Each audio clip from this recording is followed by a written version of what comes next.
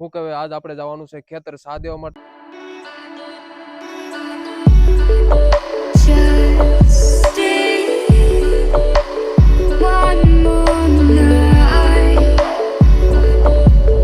તો મિત્રો આપણા આજ વ્લોગમાં તમારું સ્વાગત છે મિત્રો. શું કહેવાય આજ આપણે જવાનું છે ખેતર સા દેવા માટે, કેમ કે ખેતર હાલે છે ટ્રેક્ટર અને આવી ગયો છે મારો ભાઈબંધ જૂનો જોગિંદર સંજયભાઈ, જે સુરત ગયા હતા એમાં ધોળો થઈને આવ્યો, નકર તો કાળિયો મેં હતો બીબડો, અને એની સામે હું કાળો મેં થઈ ગયો છું. એટલે મારો ભાઈબંધ આવી ગયો છે. ક્યાં સંજય આપણે જાણ છે ને ખેતર? હવે સા બને છે પછી જઈએ આપણે ખેતર ને ત્યાં હાલે છે ટ્રેક્ટર. તો સંજયભાઈ તમારું શું કેવું, સુરત ગયા હતા ત્યાં તમારે કેવો અનુભવ છો અને કેવી મજા આવી, બોલો જરીક. જે તને જે મજા આવે એવો અનુભવ બોલ. તને સારું લાગ્યું, ખરાબ લાગ્યું, રૂમો કેવી હતી, રહેવાની વ્યવસ્થા કેવી હતી? બસ મજા આવતી હતી. ખોટીનો છે મિત્રો, હું સુરત ગયો હતો ત્યાં પણ એની નાની નાની રૂમો જોઈને આપણને રૂમમાં અંદર ગયો એવો બારો નીકળી ગયો, માથું સડી ગયો. નાની એવી રૂમ, એમાં 5-6 જણા હતા અને હું ઈ દિવસે પાછો વી આવ્યો. મેં કીધું આપણને સુરતમાં નહીં ફાવે, અને આ રહી આવ્યો 5-7 દી ત્યાં. એટલે જો ધોળો થઈ ગયો, ધોળો. સુરતમાં બહુ તરીકો પડે એટલે તોય ધોળો થઈ ગયો. રૂમમાં બેઠો એટલે જો મિત્રો ધોળો થઈને આવ્યો ને હવે પાછો કાળો મેં થઈ જાય. ગામમાં આવી નીકળો પાટક છે અહીંથી અહીંયા, અને હવે આપણે જઈ સા દેવા. તો સા બનવાની ફૂલ તૈયારી છે. તો હાલો, તો હું કહે ફાઇનલી જો સાબ આવી ગયો છે ને. હાલે સંજ્યા, હાલો ખેતર ભેગી ના થાય હવે કાંઈ ભાઈ. તો આ આપણી ગાડી. હા હા, હવે પેકેટ ફોન પકડા હે ને, એટલે બહુણી લઈ મંદિર પાડતો ને.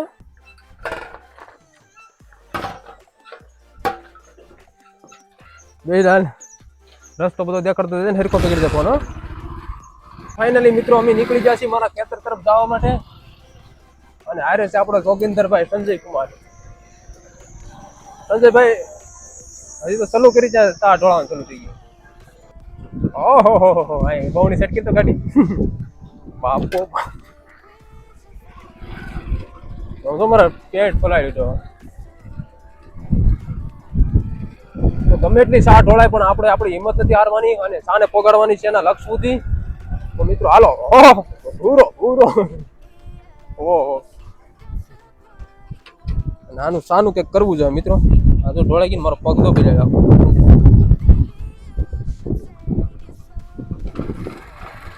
આવશે ને આમ, હાલો બે તો પાછો.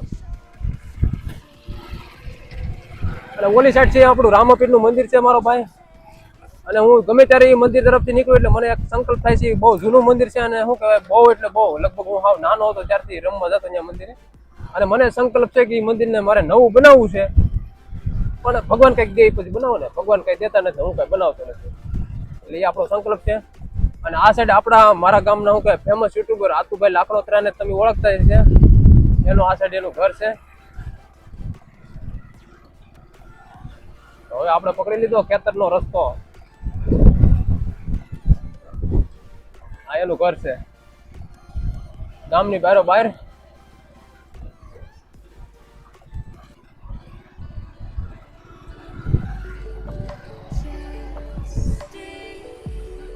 ઓહો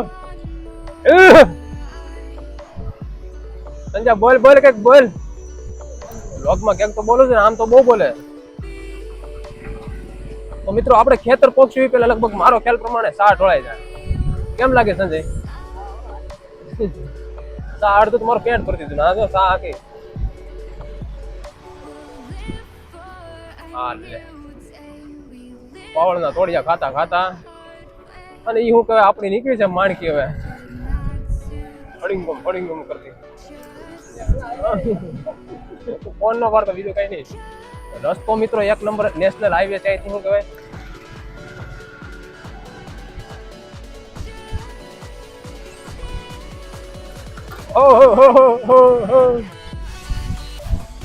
હવે ફોન મૂકી દે અને આને બવણી પકડી જાય.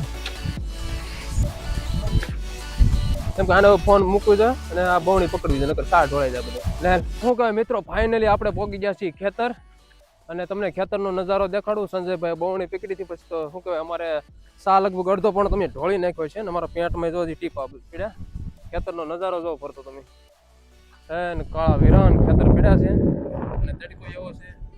અમારા ગામમાં બે સાઈડ સોલાર કંપની આવી ગઈ છે, ઓલી સાઈડ આ સાઈડ હાલે છે ટ્રેક્ટર. એટલે હવે અમારે છે વરસાદની વાટ, કેદી વરસાદ આવે. કા સંજય? અને સંજયને જવાનું છે ભણવા હોસ્ટેલમાં. હવે સંજય દેખાય નહીં બહુ એવું છે ને, ખેતર હાલે છે ટ્રેક્ટર. તો હવે શું કહે, આપણે દઈ દેવું ચા અને પાછા જાવું ઘર ભેગીના થઈ જવું.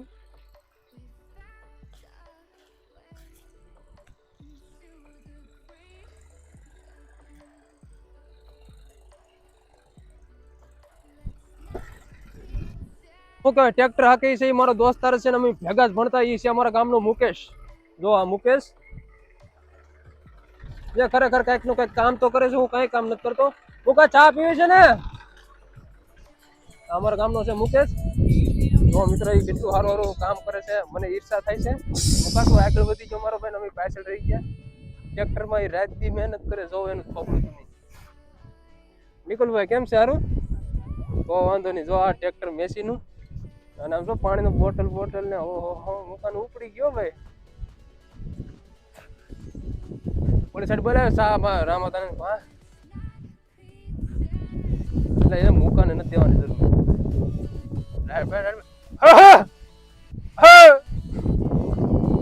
આવે મોકા મારે શું કહેવાય, ટ્રેક્ટર ની સવારી કરશે શિવભાઈ અને મોકાને ઘડી ઉતારી મૂકે.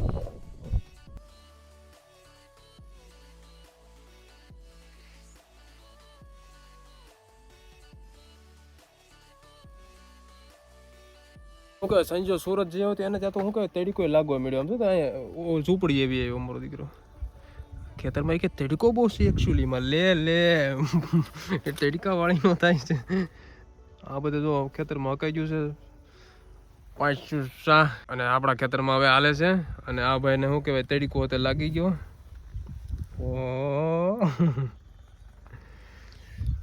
તો આપણે હવે જાવું ટ્રેક્ટરમાં બેહવા જોઈએ. પછી હું સંજો બેહવા જાય ટ્રેક્ટરમાં, પણ બેઠા ઘડીક તેણે ના પાડી દીધી કે મને પાછળથી સાહ ઓછા દેખાય છે અને એક તો મને ઓછું આવડે છે, ઉતરી જાવ. તો પછી અમે બે શું કે ઉતરી ગયા ને હાલવા મીડ્યા. હવે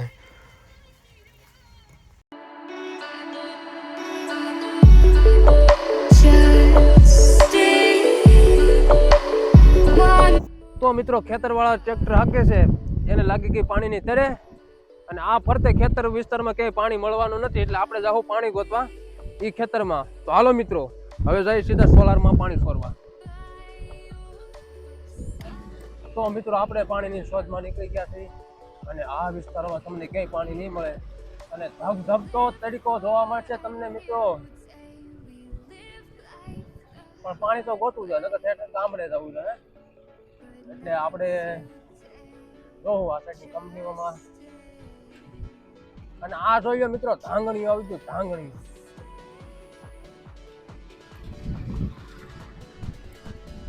અને આ સાઈડ સોલારો લાગી કે નીકળી.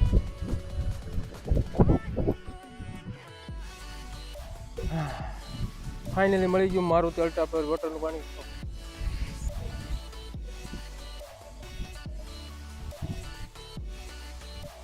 શું કહેવાય કયું પાણી નતું મળ્યું, પાણી મળે તો આમ જળી જીવન છે ભાઈ.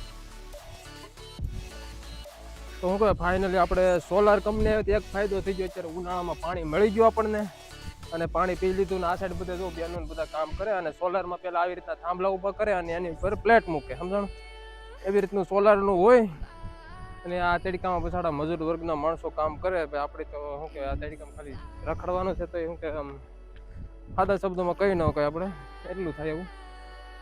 પણ ખરેખર જિંદગી આવી છે, લગ્ન ન કરે એટલે. લગ્ન કરો તો જ ઉપાધિ વધી જાય. એટલે મિત્રો લગ્ન ન કરવા જોઈએ. લગ્ન કરવાથી તમારે કેટલું બધું નુકસાન થાય છે એ તમને સમજાવું. પેલું તો 1 થી 4-5 માણસને વધારે કરવા, એનો ખર્ચો પાણી ઉપાડવું, આ છે તે છે, વાયુના કલેશ બધું એ આપણું કામ નહીં. એટલે આપણે રખડવા વાળા માણસો બે જાય.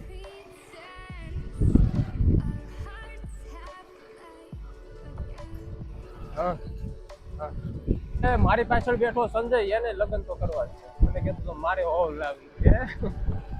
અને હું રહ્યો મસ્તી જીવવા વાળો માણસ, મારે કઈ નથી લેવું ટેન્શન. એટલે મારે નથી કરવા લગ્ન. લગ્ન કરું તો હું બંધાઈ જાઉં, મારે નોકરી કરવી પડે. અને હું એક પ્રકારનો માણસ કેવો છું, મતલબ બધી રીતે નિષ્ફળ થયેલો માણસ છું અને એ બેરોજગાર માણસ છું. હવે એને લાવીને હું શું કરું? ધંધો બંધો તો મારે કઈ કરવો નથી, કામ કરવું નથી, રખડવું છે તો પછી એવું કોકની બેન દીકરીને દુઃખી કરવી એવું ન કરાય. એટલે આપણે સિમ્પલી નથી કરવાના લગ્ન અને મોજથી ફરશું ને આખો ભારત દેશ વિદેશ બધું ફરશું. જેને જે લગ્ન કરવા હોય એ કરે. અને શું કહેવાય, મારી આખી પ્રક્રિયા બધાથી અલગ છે. મારે બધા જેવું જીવન નથી જીવવું. હું મોજથી જીવવા વાળો માણસ. બધા કરે એ થોડું કરવાનું છે. અને આ પૃથ્વી પર જીવન લીધું તો કે લગ્ન કરવાના, છોકરાને ભણાવવાના, એ ધંધામાં રાખવાનું છે. આપણી રીતે કઈક અલગ કરો. હવે અહીં ટાઈગર ની ગાડી હાલે ઉતરેલ તો આપણે દઈ દઈએ ટ્રેક્ટર વાળાને પાણી. અને આ ગાડી મને એમ લાગે પડશે કે કેમ નહીં પડે. એટલે મિત્રો મારું એ જ કહેવાનું છે, મારે ગમે ત્યાં ગમે જવું હોય બધું મોજથી જઈ શકું. અને ઓલો ટ્રેક્ટર વાળો મારો દોસ્તાર છે મૂકો, એ શું કામ કરે છે? એને લગ્ન કરવા છે. એકલો જો એ હોય તો શું કહે આરામથી સર્વાઈવલ કરી નાખે. 1 મહિનાનું એ કામ કરે તો કદાચ એ 5-7 મહિના આરામથી સર્વાઈવલ કરી કે. અને ગામડામાં તો વધુ સર્વાઈવલ કરી કે. બહાર ફરવું હોય તો વાત અલગ છે. એટલે મિત્રો એકલા રહ્યો અને મોજથી જો. અત્યારે જમાનો નથી લગ્ન કરવાનો. જય હિન્દ મિત્રો. તો મિત્રો શું કહેવાય, ઓલું ખેતર જો આપણે સાહ પાડી દઈએ 500 સાહ, અને હવે આ ખેતરનો વારો છે. તમે જો અહીંથી ઠેઠ ઓલી વાડ સુધી દેખાય ને, પછી આ ભાગમાં બધું દેખાય ને, જોઈ લો તમે. એ મારું કઈ નથી. હું તો ખાલી આમને ટલ્લા મારવા આવ્યો છું. મારું કઈ નથી. એટલે અહીંયા હવે સાહ પાડતા બહુ વાર લાગશે ને મને ચડે છે કંટાળો. એટલે ઓલી જો ઝૂંપડી દેખાય એ આપણી નથી, બીજાની છે. ત્યાં બેહવા વ્યાજ આવું. હાલ અહીંયા કોણ રહે તો તરીકાનું. એકચ્યુઅલીમાં મને ગરમી લાગી જાય. તો મિત્રો મળી હવે કાલના વ્લોગમાં. આજ માટે એટલું જ.